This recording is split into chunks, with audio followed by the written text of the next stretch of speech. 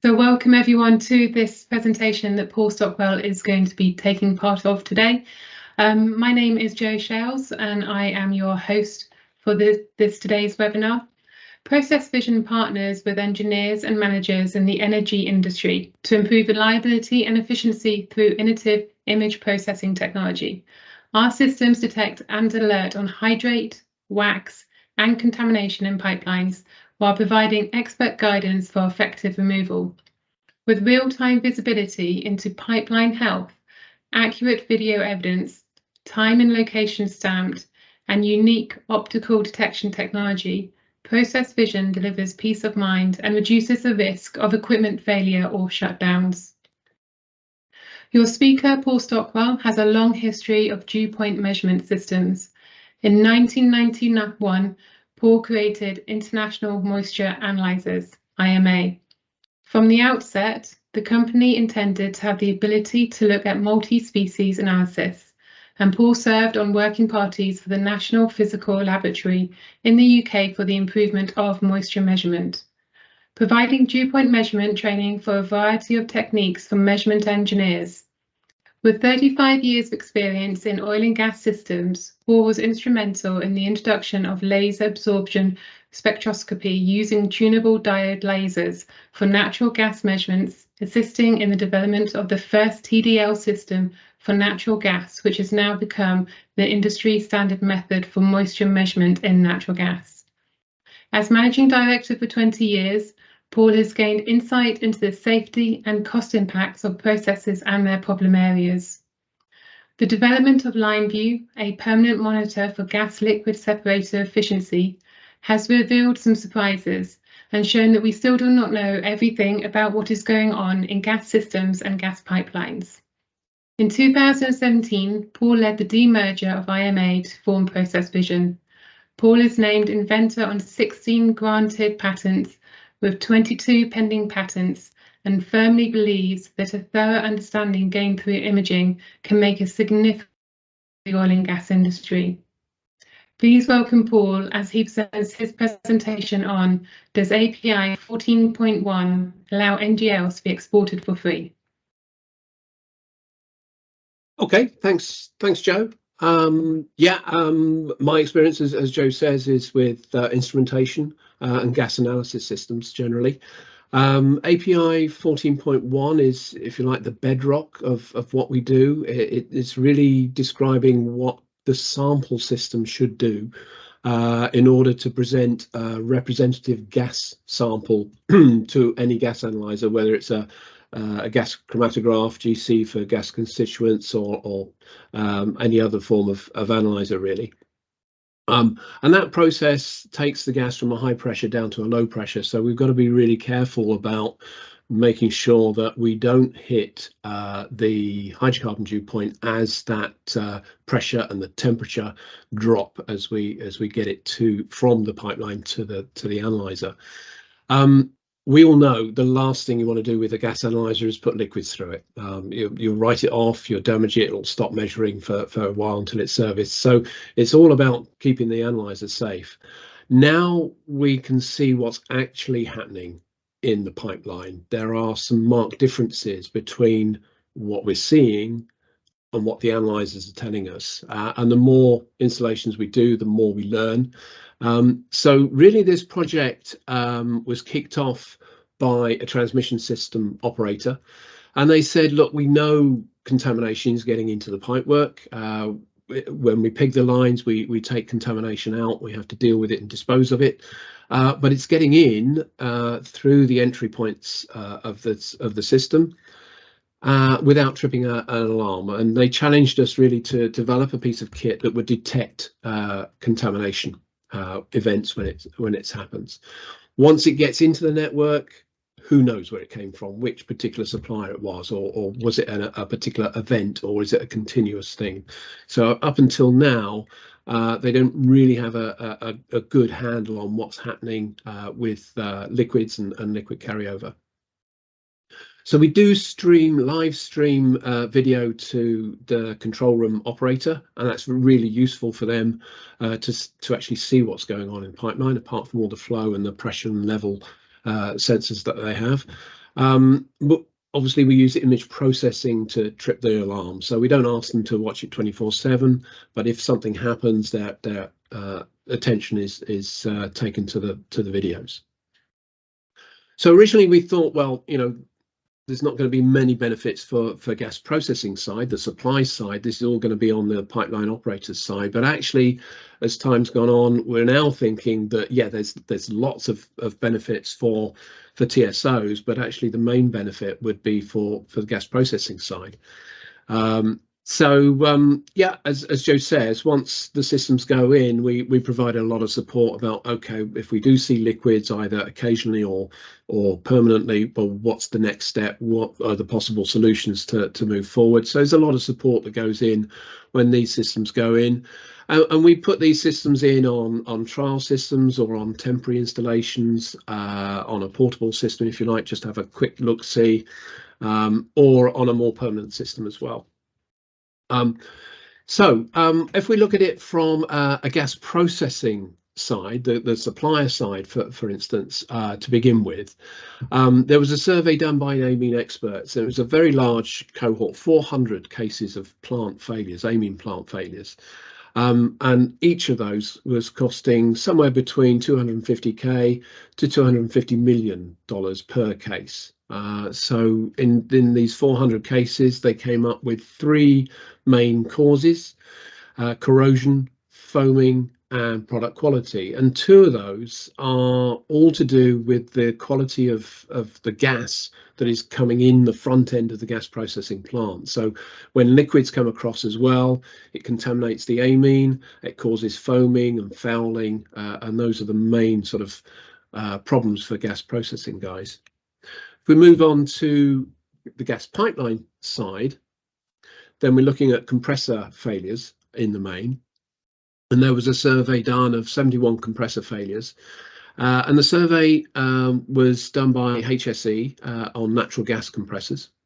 And they requested details from both manufacturers and users and they asked them what their design life requirements were, and they said 5 years is what we want between servicing, but actually the survey found that it was only 1 year 20 days before there was a problem on the compressor. Now you can see on 100% of cases there was liquid ingress between the faces of the dry gas seal, so there's only a few microns between the static parts and the rotating parts. And if that is filled with liquid, then more heat is transferred, and the 2 parts touch and then start wearing, and that's the cause of the failure, really. As the name suggests, dry gas seal requires dry gas. So from a liquid carryover point of view on gas transportation systems, then certainly errors in physical measurement and flow and calorific value, we'll go into that in more detail. As a high cost of pigging and disposal of contaminants, it's notified as waste material once it comes out of a pipeline, needs to be disposed of. Liquids tend to pool in the low point of any network, and so that causes a high pressure drop. So that means the compressors need to work harder to get over that restriction, which of course costs money. And then corrosion, both internal and external. So different mechanisms. Internal is when we have contamination, either liquid or solid or this sludge at the bottom of the pipeline. Corrosion can happen underneath that. And then the external corrosion is when that material breaches the insulation joint on cathodic protection systems. So that means that the CP system is then compromised, and external corrosion can take place. So obviously the last one is the risk of a power station. When liquids are fed to a power station, it causes a problem, and that's happened quite a few times. That power station will seek compensation from whoever it was who was delivering the gas to them.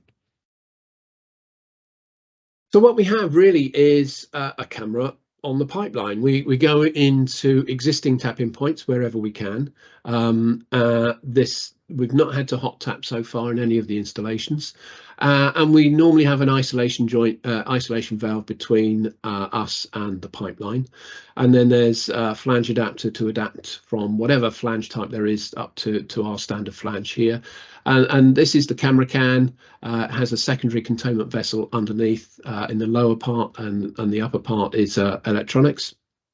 And basically, all the videos I'm going to show you are, first of all, real world situations. They're not in test rigs, they're from real networks. And imagine yourself looking down from on top. So imagine yourself standing on top of the pipeline looking down, and the videos we're seeing are actually the pipe floor down here. So we will see liquids on the pipe floor, and we'll see mist in between the camera and the pipe floor as well. So really it helps TSOs reduce costs. That's what it's all about, and improve safety. There is 3 elements to what we're doing: the financial, the safety, and regulatory issues as well, and they all come into play in different ways. But basically, this gives the TSO the immediate evidence that they need in order to slam the valve or request the flow to be slowed if there is an event taking place. So normally there is a contract between the supplier and the pipeline company, and this is an example of one from the USA. And this is on the quality page, where the same page as where it stipulates the moisture content, the CO2 content, H2S content, and so forth. And the wording is basically the gas shall be commercially free from free liquids, any other substance that might interfere with the merchantability of the gas or cause injury to or interference with proper operation of lines, meters, etc. So fairly clear, there should not be liquids in this gas.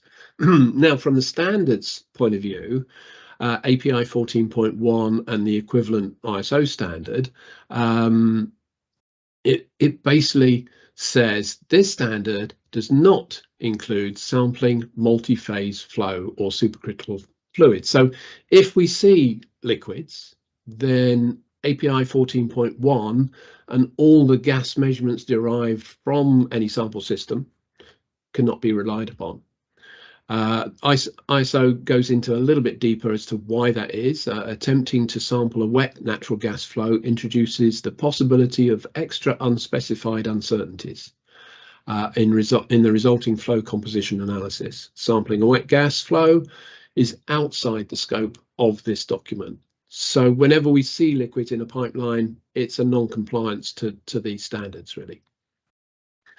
So if we have a look at the first video here, this is back in 2019.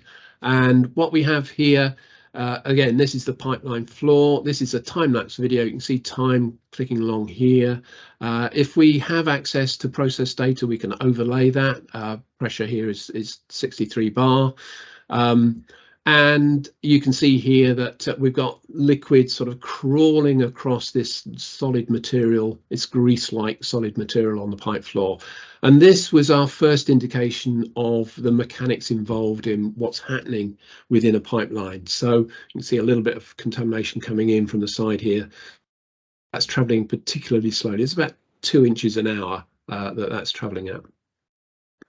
So what's happening is that the contamination is entering. It might be a liquid, a slurry, or in this case a sludge. But if it comes in as a liquid, then that rapid gas over the top is drawing off the lighter ends, the NGLs and whatnot, and leaving behind a more dense liquid. So the liquid turns to a slurry, which then turns to a sludge, which turns to a solid material that is then fixed on the pipe floor and continues to dry out. So that when the lines are pegged, you might well get dry material out, but the dry material has actually arrived through that mechanism. So this is as close as we can get to a dry natural gas flow. It's running about 30 miles an hour, left to right. On this particular installation, it was a 36-inch diameter pipe. We've got a scratch here and a weld splatter or something there as well. So down the left-hand side is our, if you like, our housekeeping data, frame rate, temperatures of various things here. We can change the focus, We have a liquid lens in the system, and we can change the illumination as well. And then we've got a secondary containment vessel that contains the camera and the illumination system, and we monitor the pressure in that and just make sure there's no problem there. So this first one is compressor oil. There was a compressor using a lot of oil 8 miles upstream of where we were. What surprised us on this one is the shape. It's a worm-like structure for this dense-like material or liquid. And then a little bit later on in the afternoon, we're now 10 o'clock in the morning, 11 o'clock in the morning. So these are time lapse. So this is now mist flow. You can hardly see those two features on the pipe floor. And then a little bit later on, for some reason, operationally, they stopped the flow momentarily. And then when we restarted, then we saw this distributed flow.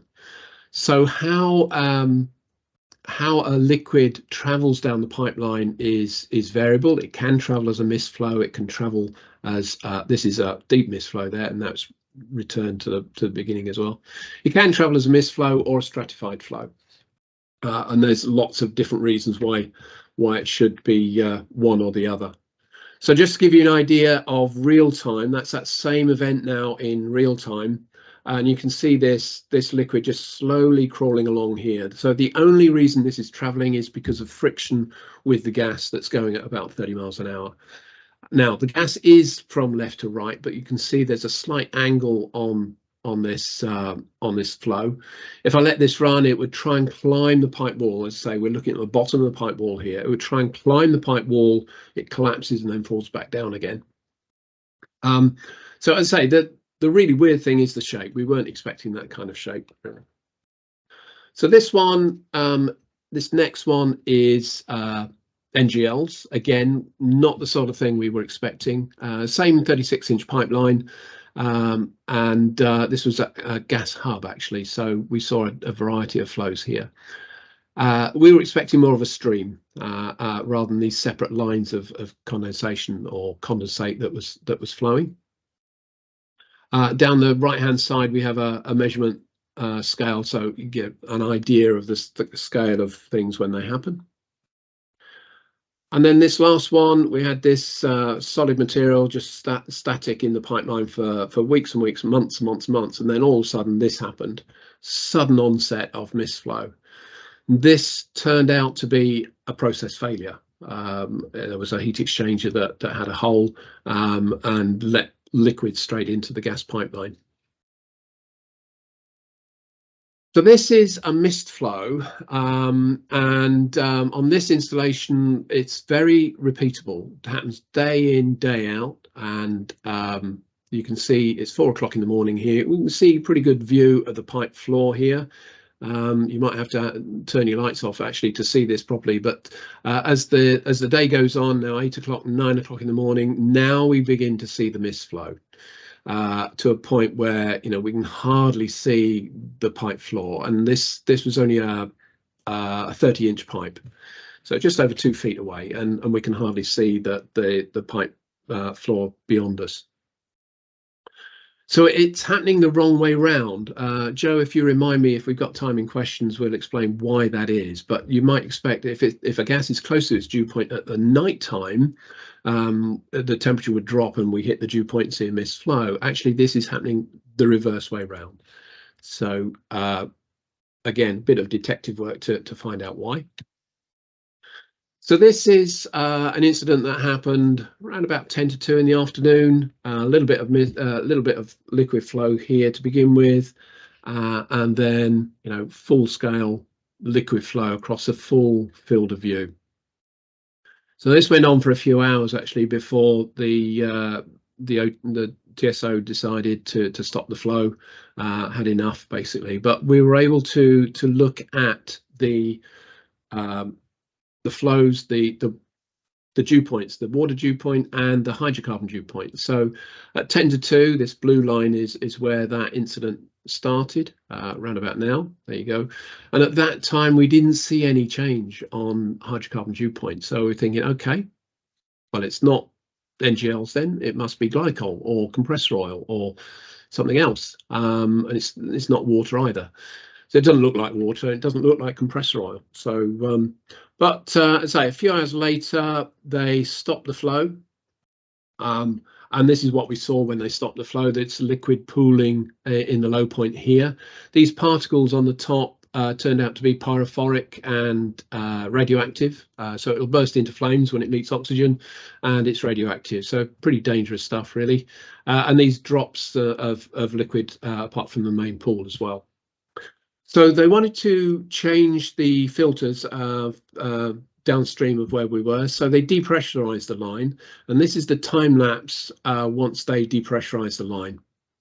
So you can see that those liquids are drying out. So hang on a minute, they're volatile. So it can't be glycol, it can't be compressor oil. It's got to be NGLs, really. And that drying process continued until we saw, this is the following day, this dry material now on the pipe wall. Now that's a permanent reminder now of that liquid event. And when this happens in the flow station, then we've just reduced the pipeline diameter. And it's a permanent reminder, as I say. So now the flow meters will permanently overread until this line is cleaned, or somebody goes in and cleans it out, really. So this is a liquid onset event from the image processing point of view. So this is one of the parameters we look at, and it's brightness. So the blue is the maximum brightness that we see returned to the camera, and the red is the minimum brightness. So when things are fairly clear and stable, the difference between the two is quite clear. And then when things happen, you can see things go all over the place. So what we're interested in is the difference between the max and min. Not necessarily interested in the absolute value. So this incident happened on the supply side at about 8:45 in the evening.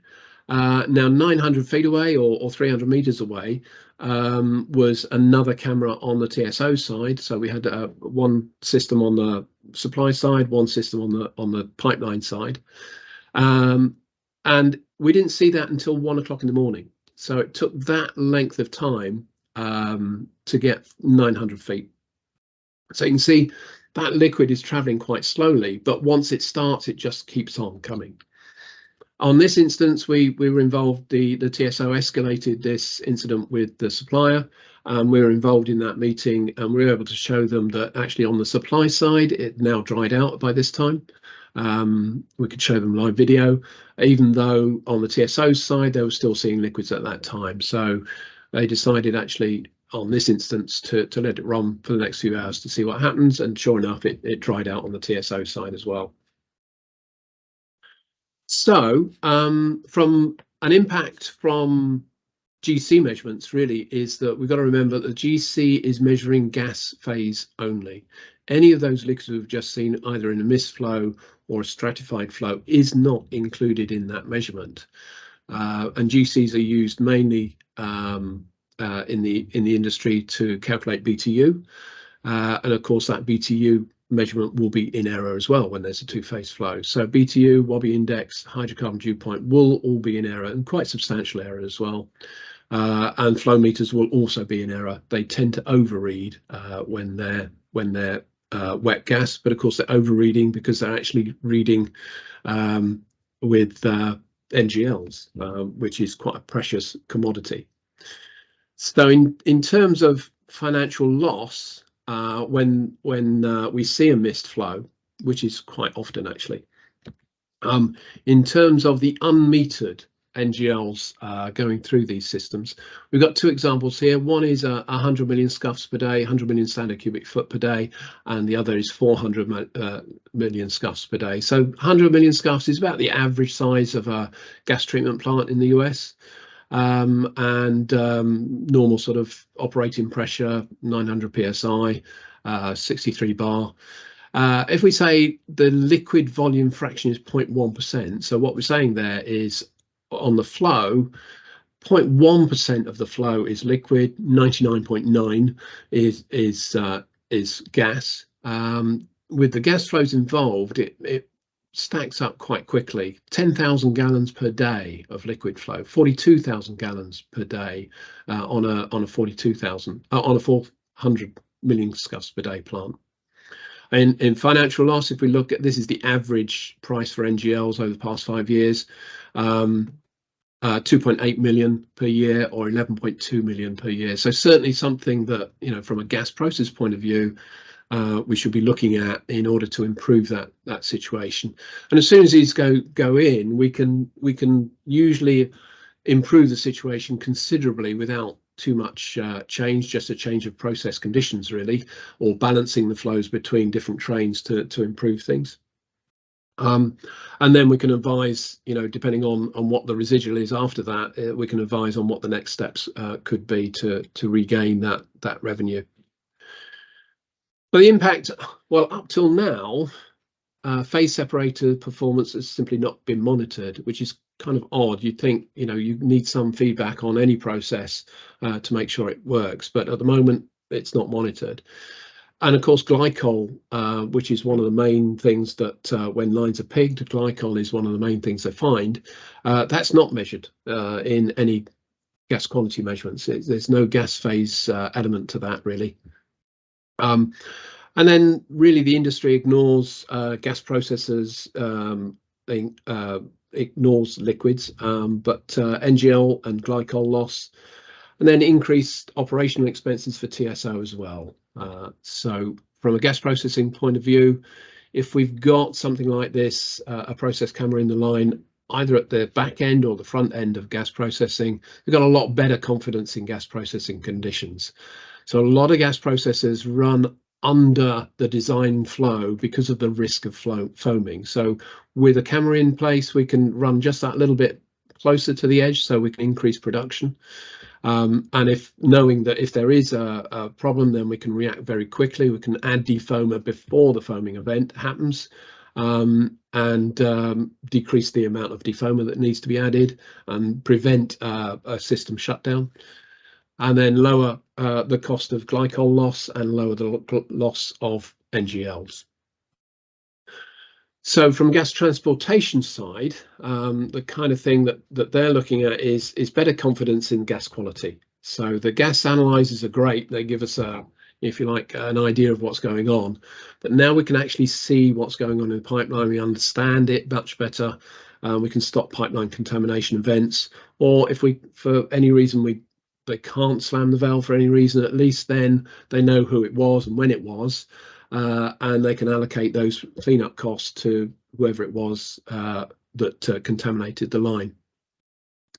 We've noticed that they're also using information from LimeView to optimize pigging operations. Now, in some cases that's decreasing, in some cases that's increasing pigger operations, but at least if you know the level of contamination that's going in, then you can optimize those operations.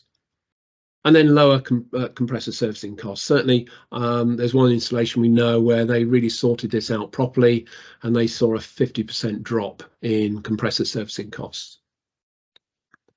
National Grid in the UK have published what benefits they expect to see from LimeView. They had a particular event at a power station where they did have to compensate the power station. That was nearly $1 million. Then there was also a single contamination that they needed to compensate. That was $360,000.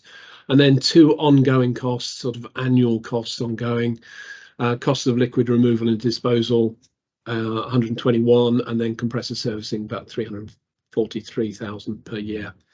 So quite big numbers that we're expecting to see in terms of benefits for TSOs.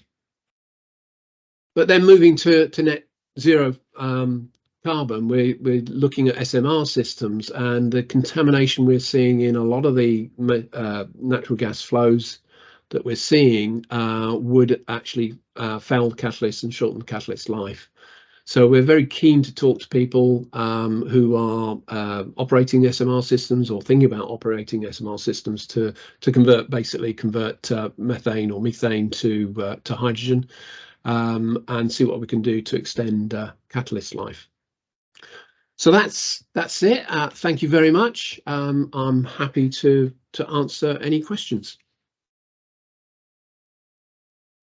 So one of the questions, Paul, and that was a fantastic presentation, thank you very much. One of the questions that has popped up is, how do you keep the optics clean?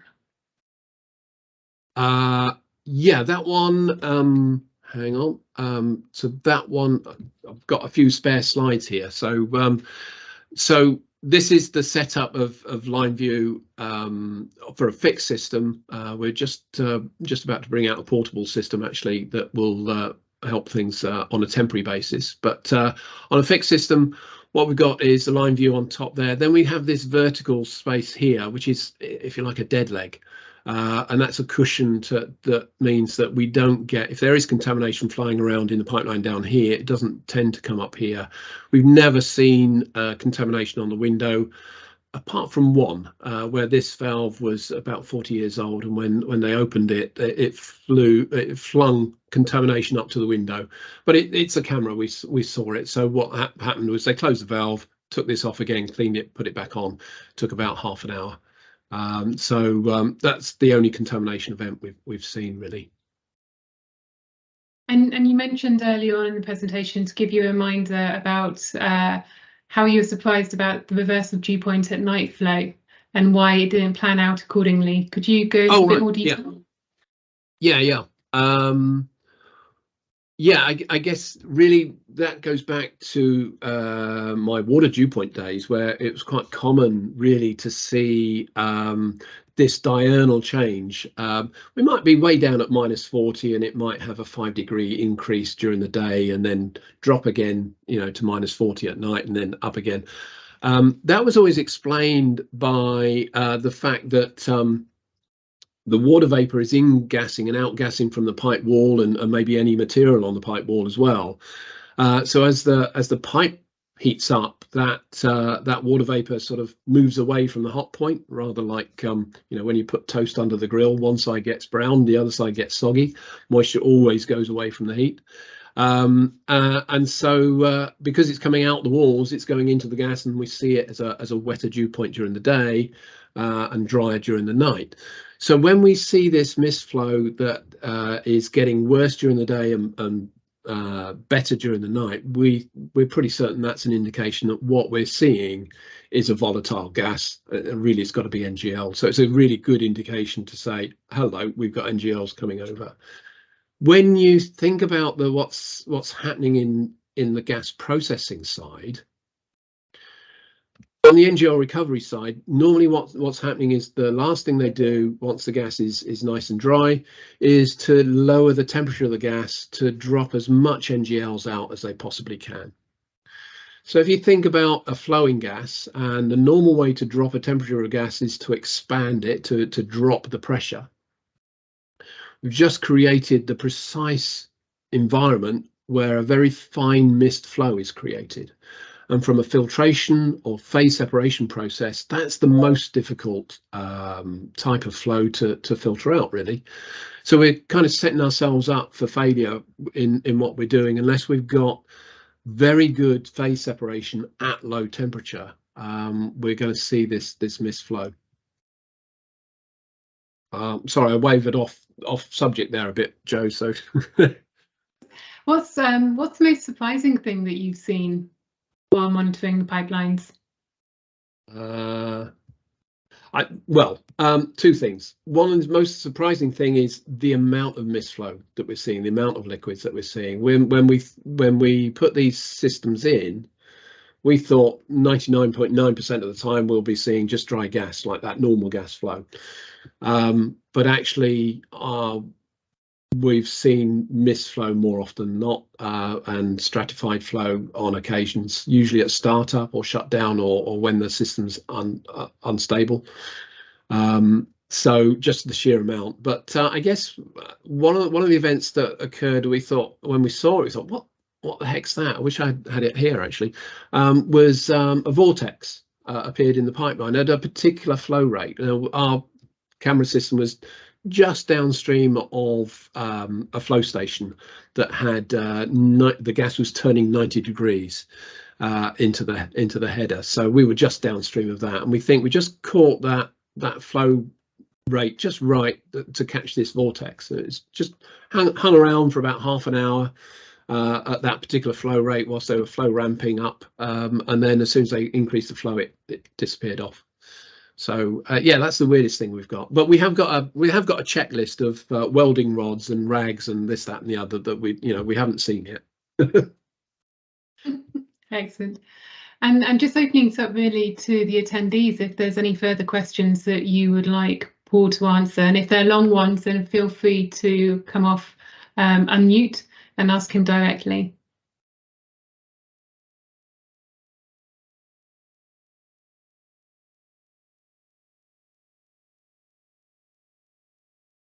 Okay, I guess not, unless there's anything coming through. I can't see chat, and I can't see anything that's going on apart from my two screens here. So All the questions have been asked. okay, good stuff. So I think we're about on time, aren't we? We are.